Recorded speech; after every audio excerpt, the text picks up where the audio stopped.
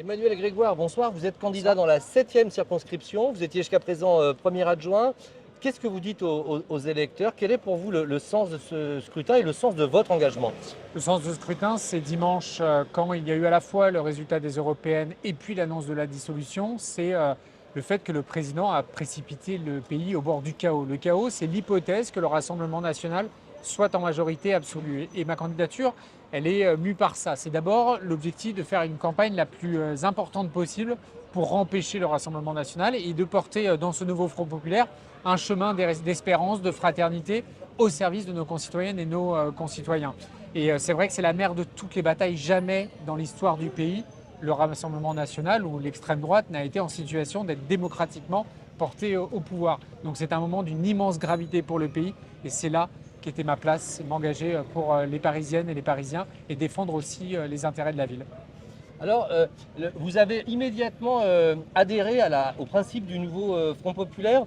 Il y a une partie de la gauche qui taxe LFI d'antisémitisme, qui considère que le programme est économiquement irréaliste. Il m'a semblé que vous n'aviez pas hésité. Alors, je me suis posé des questions et il a fallu attendre les moments de clarification. Et en l'occurrence, Raphaël Glucksmann, le Parti socialiste, ils ont beaucoup pesé dans cet accord entre guillemets entre partis pour construire ce nouveau Front populaire. Et c'était pour moi indispensable qu'ils aient des éléments de clarification. Et donc aussi, j'ai conditionné ma participation à cette aventure à l'idée que ça se fasse dans la clarté et conformément aux valeurs qui sont les miennes. J'ai toujours été extrêmement clair sur la défense de l'Ukraine, sur mon engagement pro-européen, sur mon engagement personnel et très ancien, fondateur même dans mes années militantes, dans la lutte contre le racisme, contre l'antisémitisme. On avait besoin de quelques éléments de clarification. Ils ont été obtenus et donc je me lance dans cette aventure avec le nouveau Front populaire. Très bien. Votre espoir, c'est que le nouveau Front populaire soit majoritaire, ou est-ce que vous réfléchissez déjà à une recomposition? On en parle beaucoup en ce moment au Moi, je Parlement. crois que le plus important, c'est d'abord de porter un message politique d'espoir. On ne fait pas voter les gens contre. Ils s'en sont peut-être beaucoup lassés. Et donc l'idée, c'est vraiment d'avoir construit avec ce nouveau Front populaire une ambition pour la France, une ambition pour le pouvoir d'achat, pour les services publics, pour la défense de l'école, pour l'hôpital, pour la question évidemment de la solidarité entre les territoires, pour le développement du monde rural. Et puis à Paris, et ça compte dans ma circonscription, la question de la protection des libertés publiques, de la protection des droits, de la lutte contre les discriminations. Il y a dans ma circonscription beaucoup de nos concitoyens qui seraient très directement menacés dans leur existence même, dans leur capacité à rester sur le territoire national dans l'avenir. Et donc c'est tout ça qu'on veut porter collectivement et c'est un moyen de pas seulement dire aux gens votez contre, mais essayer de voter pour l'espoir, voter pour la fraternité, voter pour l'égalité. C'est cela que nous voulons porter au nouveau Front populaire. Merci infiniment. Un mot, si vous voulez bien, ce soir, vous êtes à un café, un débat sur le logement. Bon, c'est dur, c'est un sujet complexe que vous connaissez bien, mais quelles sont vos 2 ou 3 convictions sur Alors ce sujet? ma conviction, c'est que d'abord le logement traverse une crise dramatique et ça pèse directement sur le pouvoir d'achat de nos concitoyens.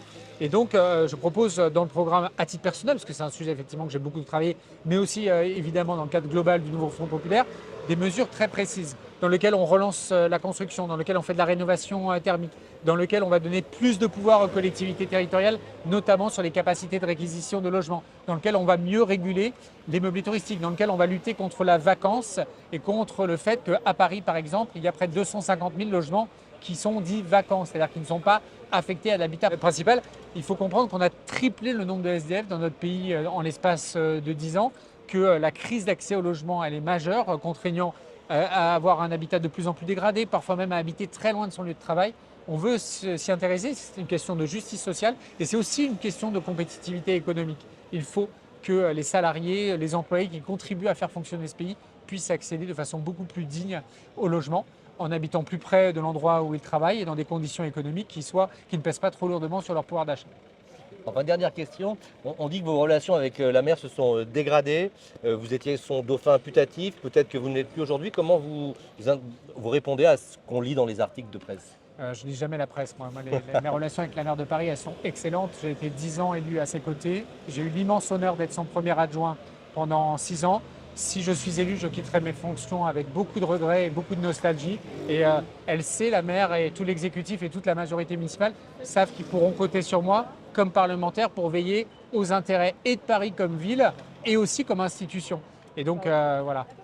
tout va bien et elle sait mon affection et je sais la sienne. Merci infiniment.